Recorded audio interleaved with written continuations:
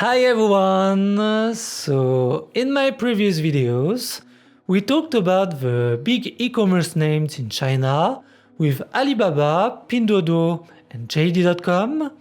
But over the last few years, video platforms have also become serious players in e-commerce. They are no longer just fighting for attention, they are also fighting for transactions. So today I want to focus on Kuaishou, whose valuation now looks quite attractive. Today, Kuaishou is one of the largest video platforms in China, and the latest numbers confirm that scale. In 2025, Kuaishou had around 410 million average daily active users and about 725 million average monthly active users on its main app. So we are already talking about a platform with massive reach. And on this chart, you can see very clearly where Kuaishou stands.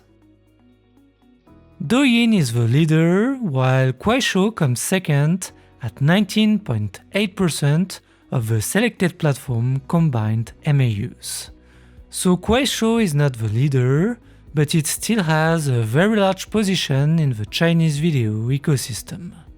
It is comfortably ahead of more traditional platforms like Tencent Video, iQIYI, Mango TV, Bilibili or Youku. And for this kind of company, scale matters a lot because everything starts with traffic. If you want to build a real digital platform, you first need a very large audience. But scale alone is not enough. The second thing that matters is engagement. So let me explain the metric very simply. DAU means daily active users, MAU means monthly active users, and the DAU to MAU ratio tells you how often monthly users come back to the app. In practice, it is a simple way to measure how habitual the platform is. And in Kuaishou's case, that ratio went from 53.1% in 2019 to 56.3% in 2024, with a peak at 58.1% in 2022.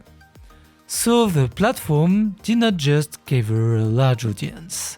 Users also kept coming back very regularly, which is a good sign that the platform remains attractive. Another useful point to keep in mind is that Kuaishou has historically had a slightly different image from Douyin. The platform became known for more everyday, more authentic content, often with stronger traction in lower tier cities and rural areas. I think that matters because it helps explain part of the ecosystem. Kuaishou has long emphasized trust, interaction and community. And that probably helped a lot when the company started to expand into live streaming and e-commerce. That said, the platform is much broader than that today. But since it was a key part of Kuaishou's original identity, I still think it is worth keeping in mind. So once we understand that Kuaishou has both scale and engagement, the next question is simple. How does the company make money? I think the best way to answer that is to look at the revenue mix first, because it gives a quick overview of a business. Kuaishou has three main activities. The first one is online marketing services, which is basically advertising. The second one is live streaming, and the third one is other services, which mainly include e-commerce related revenue. And what this chart shows is that the business changed a lot over time. Back in 2019, live streaming was still the dominant activity. But by 2024, online marketing services had become the largest revenue line at 57.1% of total revenue, while live streaming was down to 29.2% and other services had risen to 13.7%. And the latest full-year numbers confirm that direction, because in 2025, online marketing services still represented 57.1% of revenue, live streaming 27.4%, and other services 15.5%. So the business became much more diversified over time, with advertising now clearly at the center of the model. So let's start with advertising, because that is now the biggest activity.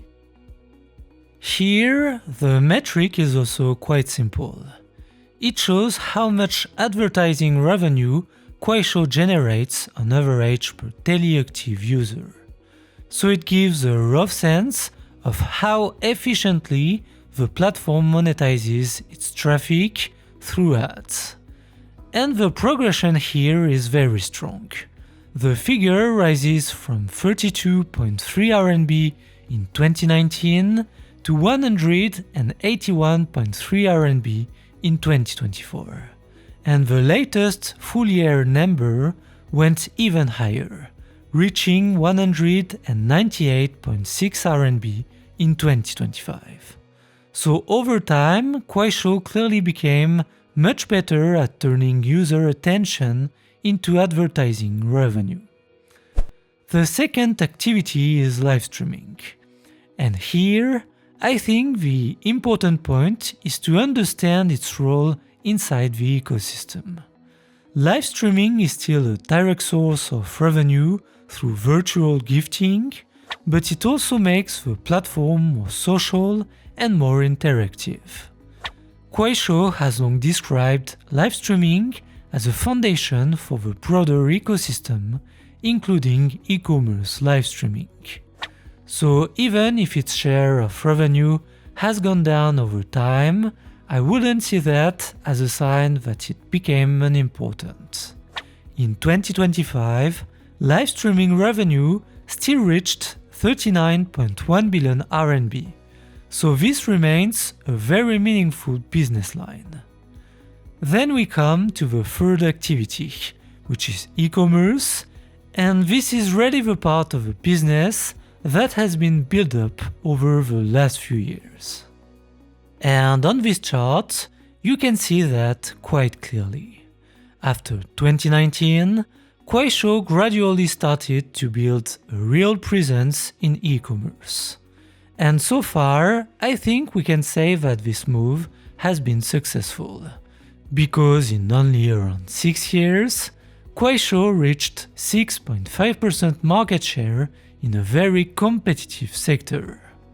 Of course, it is still much smaller than Alibaba, JD or Pinduoduo, but it is already large enough to show that this is no longer just a side activity for the platform.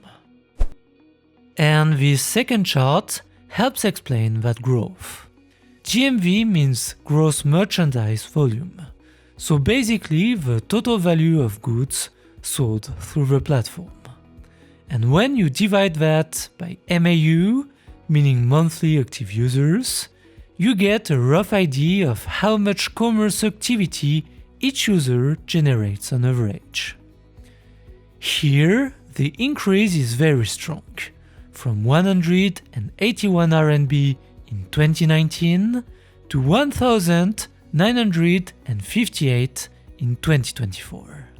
And the latest full-year number also confirms that trend, because total e-commerce GMV reached about 1.6 trillion RMB in 2025.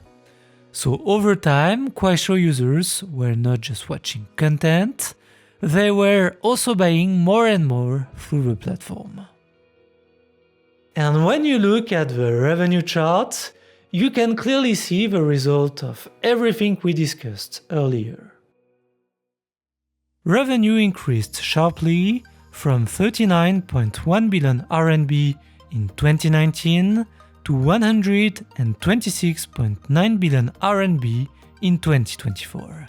So in just 5 years, Kuaishou more than tripled its top line, supported by the rise of advertising, the resilience of live streaming, and the development of e-commerce activity. And the latest full-year numbers show that this momentum continued into 2025. Another point that I think matters for shareholders is AI. For Kuaishou, AI is not just a long-term narrative. It is already improving the business today. The company says AI is helping recommendation, advertising conversion, and e-commerce efficiency, while Kling AI has also started to generate visible revenue. There is also some overseas optionality, especially in Brazil. In 2025, overseas revenue reached 5.1 billion RMB, and the operating loss narrowed sharply. So this could become an additional growth lever over time.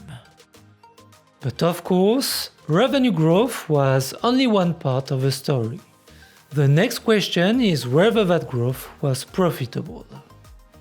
On this chart, you can see that the answer changed a lot over time.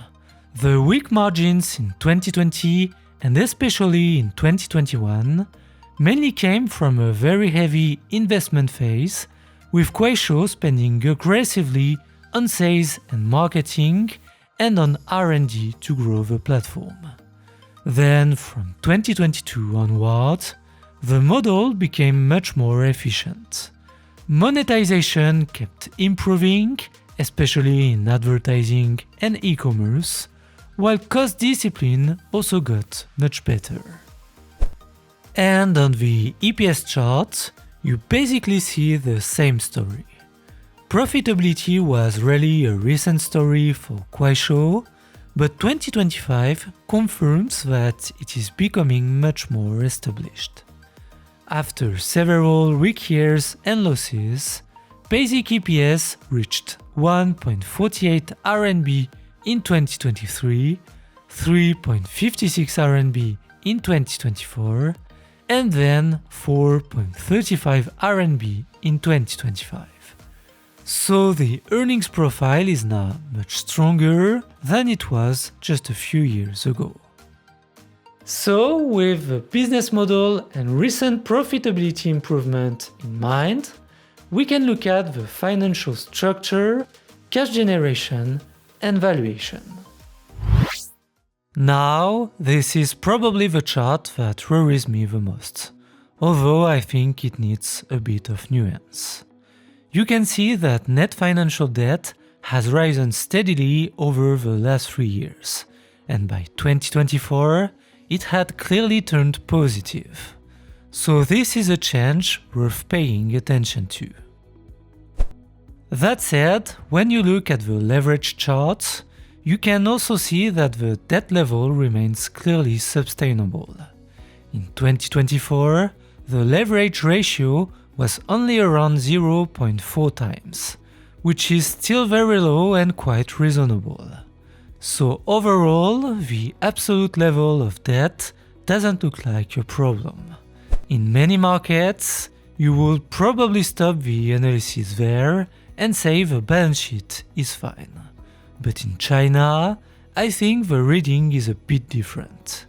Competition can become extremely aggressive very quickly, and in that kind of environment, having very large financial firepower can matter a lot.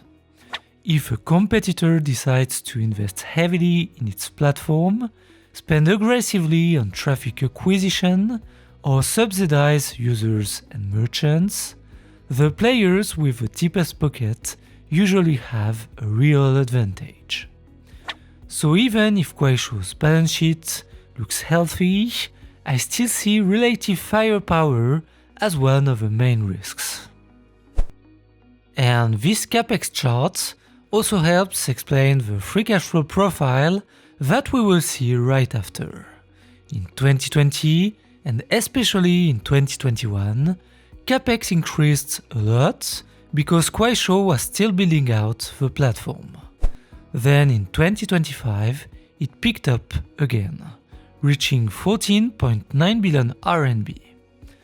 From the disclosures, this looks mainly like spending on computing infrastructure, servers, data centers, and overall platform capacity, with AI clearly playing a role in pushing that higher.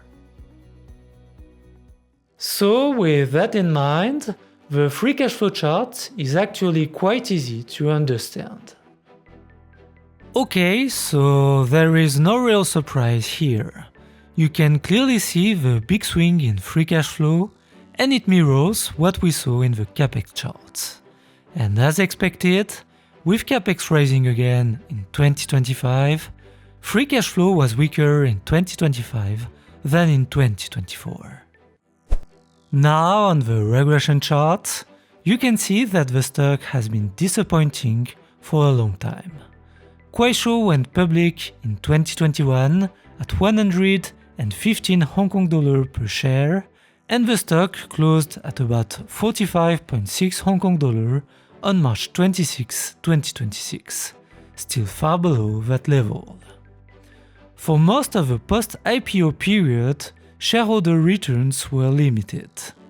That changed in 2025, with Kuaishou declaring a total dividend of 1.15 Hong Kong dollar per share for the year. Buybacks also became more meaningful, although they still represent only about 1.4% of the current market cap.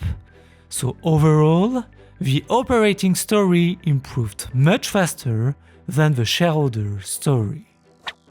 That said, at today's price, the valuation doesn't look very demanding on earnings.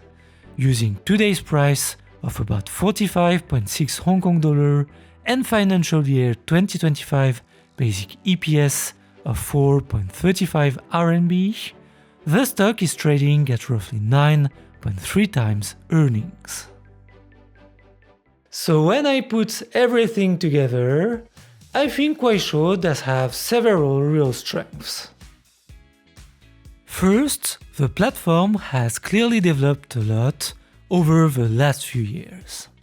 What used to be mainly a short video and live streaming platform is now a much broader ecosystem with 3 real monetization pillars: advertising, live streaming, and e-commerce. And that matters because it makes the business much more diversified than before. Second, Kuaishou still has very meaningful scale, with around 410 million average daily active users and about 725 million average monthly active users in 2025. Third, I also think its historical positioning matters. Kuaishou built a strong image around more everyday, more authentic content, often with deeper roots in lower tier cities and rural areas. And if income levels in those areas continue to catch up over time, that could remain a structural tailwind for the platform. But on the other hand, I still see several important risks. Profitability is still a relatively recent story here. Kuaishou is clearly profitable now, and 2025 was another good year. But I don't think we can already assume that profits will rise smoothly from here. This is still a business that can go through heavy investment cycles, and for me, the main risk is competition and relative financial firepower. The balance sheet looks healthy in the traditional sense, but in China, that is not the full picture.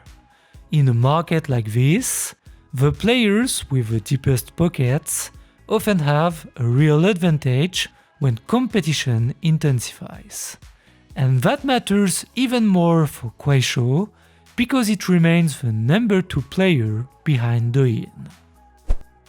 One scenario I keep in mind is a future ByteDance IPO. I couldn't verify any official timetable, but given ByteDance's scale and recent private market valuation, it seems like a realistic possibility over time. And if that happens, ByteDance could gain even more financial flexibility to invest in AI, traffic acquisition, merchant tools, or subsidies. In that scenario, the gap between the leader and the number 2 player could widen further. I also think there is a macro risk worth keeping in mind. One of Kuaishou's strengths is its exposure to more everyday users and lower tier markets, which can be a real advantage over the medium to long term if income growth remains solid, but in the short term, that same exposure can also become a weakness. If energy prices stay high and pressure household budgets, the more price-sensitive part of the population is usually hit first. And that could weigh on discretionary spending, including e-commerce demand, among the very users that have historically been part of Kuaishou's core base. I think the market reaction after the Q4 2025 results also say something important. The 2025 numbers themselves were not bad, but the stock sold off sharply as investors focused on the softer outlook and the prospect of a heavier AI investment cycle ahead. So to me, the key question is no longer whether Kuaishou has built a real business. I think that is now proven. The real question is how expensive it may become to defend that position over time. So overall, I do think the valuation looks very attractive. At today's price, the stock is trading at roughly 9.3 times 2025 earnings, which is clearly not demanding for a company that may still have meaningful growth ahead. I can absolutely see the positives here. But to me, this remains a high-risk, high-return situation, a bit like Galaxy Entertainment Group, although for very different reasons. Personally, even though e-commerce is not the core of the story here, I would still see this stock as adding further exposure to Chinese e-commerce, which I already have through Alibaba, JD and Meituan. So for now, I don't expect to add it to my portfolio. That said, if you don't already have exposure to this kind of business, and you are comfortable with the risks attached to the company, I think it can make sense in a portfolio. Thanks for watching this deep dive until the end. If you found it useful, feel free to like, subscribe and share.